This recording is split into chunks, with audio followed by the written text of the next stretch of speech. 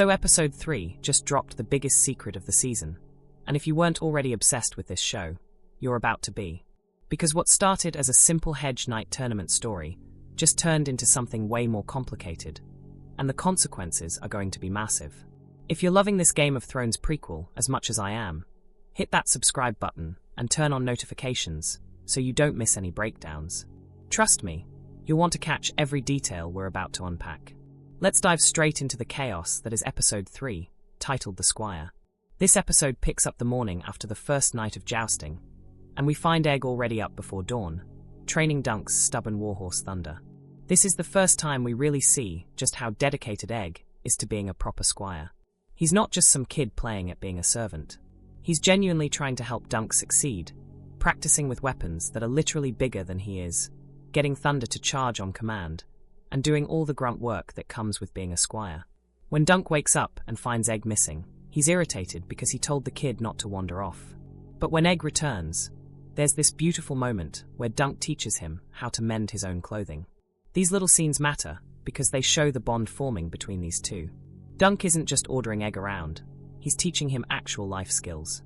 And for those who've read the books, you know this relationship becomes one of the most important friendships in Westerosi history. During their bonding time, Egg mentions meeting Ser Robin Riesling, who he calls the maddest knight in the Seven Kingdoms. In the books, Riesling is known for his wild behavior and his distinctive eye patch from an old tawny injury. The show gives us this quick glimpse of him, setting up characters who will become important in the Trial of Seven that's coming. Now here's where things get interesting. Dunk can't compete on the first day because that's reserved for knights of high birth or those with established reputations. So instead, the pair spend the rest of the day together watching the Jousts, both cheering and hooing at the action. They joke about eating questionable salt beef and drinking ale that tastes like piss. It's these moments that make this show different from House of the Dragon. This is what life is actually like for 99% of people in Westeros. Then comes the joust that changes everything. Prince Aerion Brightflame Targaryen enters the lists wearing black armor with flame motifs, looking every bit the villain he is. He's jousting against Ser Humphrey Harding, and at first it seems like a normal match. But then Aerion does something unforgivable. Instead of aiming his lance at Humphrey's shield like you're supposed to in a joust, he deliberately drives it through the neck of Humphrey's horse. Let that sink in. He murdered an innocent animal just to win a match. The crowd goes absolutely crazy.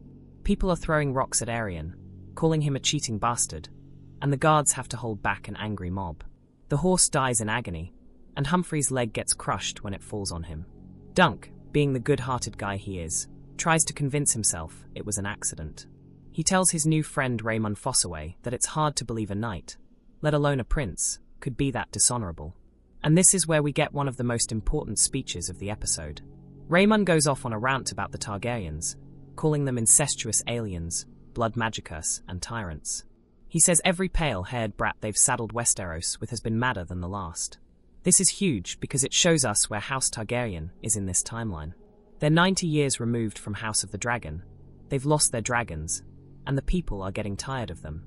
The Targaryens still sit the Iron Throne, but their grip on power is slipping.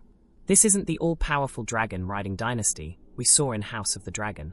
This is a fading house trying to maintain control through pure bloodline alone, and it's not working. During this conversation, Raymun mentions that Aerion's father Prince Mikar left the tourney to search for his missing sons. He mentions Daeron the Drunk, Aerion the Cruel, and then starts to talk about the third son, who they were going to send to the Citadel to become a Maester because he was considered useless. He doesn't say the name, but book readers know this is Aemon. The same Maester Aemon we meet in Game of Thrones, the blind old man at Castle Black who becomes Jon Snow's mentor and friend. In one of the most beautiful scenes in the original series, Aemon's dying words are, "Egg, I dreamed that I was old," talking about his little brother who he hasn't seen in decades. That's the connection being set up here. But the episode isn't done building tension yet. Dunk and Egg encounter a fortune teller at the tourney, and she tells Dunk that he'll know great success and be richer than a Lannister. Dunk brushes it off because it sounds like generic fortune teller nonsense. But then she looks at Egg, and her entire tone changes. She goes deadly serious and tells him, "You shall be king and die in a hot fire, and worms shall feed upon your ashes, and all who know you shall rejoice in your dying." That's a terrifying prophecy to lay on a child.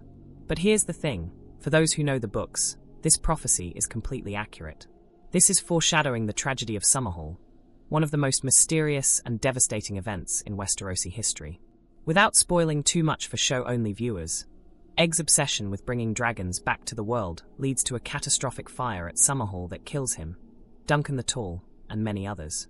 The only survivor is a newborn baby named Rhaegar Targaryen, who grows up to be Daenerys' older brother and Jon Snow's father. The prophecy about people rejoicing in his death refers to how unpopular Egg becomes as king. When he eventually rules as Aegon V, he tries to implement reforms to help the common people, which makes him enemies among the noble houses. He also tries to end the Targaryen practice of incestuous marriage by betrothing his children to other great houses, but they all break their engagements, leading to more conflict. So by the time of his death, many lords probably were relieved, even though Summerhall itself is remembered as a tragedy. Now we get to the main event of the episode. That night, there's a puppet show at the Tawny Grounds. Tanselle Too Tall, the puppeteer that Dunk has been awkwardly crushing on, performs a show where a knight slays a dragon. It's just entertainment for the small folk. But Prince Aerion Brightflame sees it and goes absolutely berserk. Remember, Aerion genuinely believes he's a dragon in human form. This isn't just family pride, this is full Targaryen madness.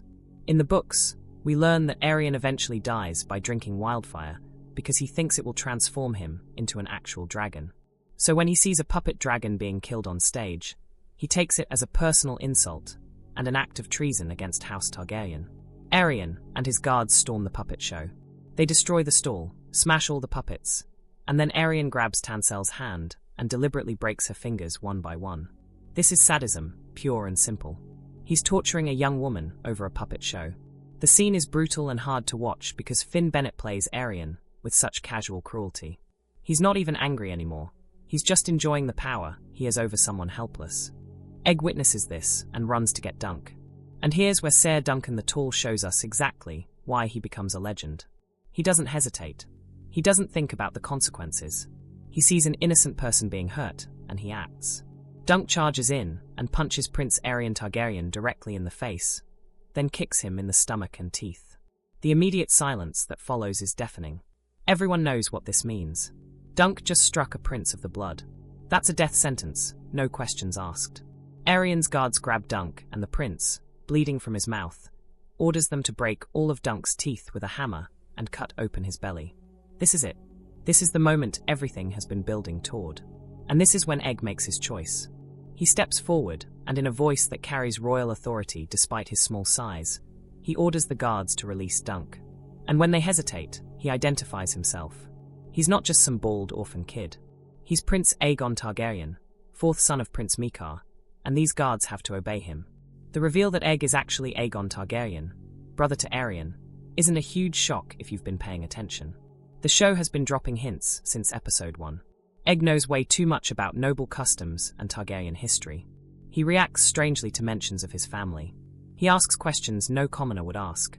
He shaved his head to hide his silver-blonde Targaryen hair. And when the fortune teller said he'd be king, that was basically confirmation. But even though we suspected it, the actual reveal is still powerful because of what it means for Dunk. His squire, the kid he's been teaching to sew patches and sleep in hedges, is a prince of the realm. And more importantly, Dunk just assaulted this prince's brother. Even with Egg vouching for him, Dunk is in serious trouble. In the books, this leads directly to the Trial of Seven, which is one of the most epic sequences George R.R. Martin has ever written. It's a trial by combat, but instead of one-on-one, it's 7 champions against 7 champions. This hasn't happened in a century, and it's going to involve 3 Targaryen princes, multiple members of the King's Guard, and several legendary knights. The trial happens because Aerion demands it. He wants to see Dunk punished, and his other brother Daeron backs him up by falsely claiming Dunk kidnapped Aegon. So Dunk has to find 6 other knights willing to fight alongside him against the royal family and their champions. In the books, Dunk's team includes Raymun Fossaway, who takes a green apple as his sigil after his cousin Stefan betrays them and joins Aerion's side, creating the split between the green apple and red apple Fossaway houses. There's Ser Humphrey Harding, who Aerion injured, and his brother-in-law Ser Humphrey Beesbury. There's Ser Robin Riesling, the mad knight with the eye patch. There's Lionel Baratheon the Laughing Storm, who we've already met in the show. And most importantly, There's Prince Baelor Breakspear himself, the Crown Prince and heir to the Iron Throne, who joins Dunk's side.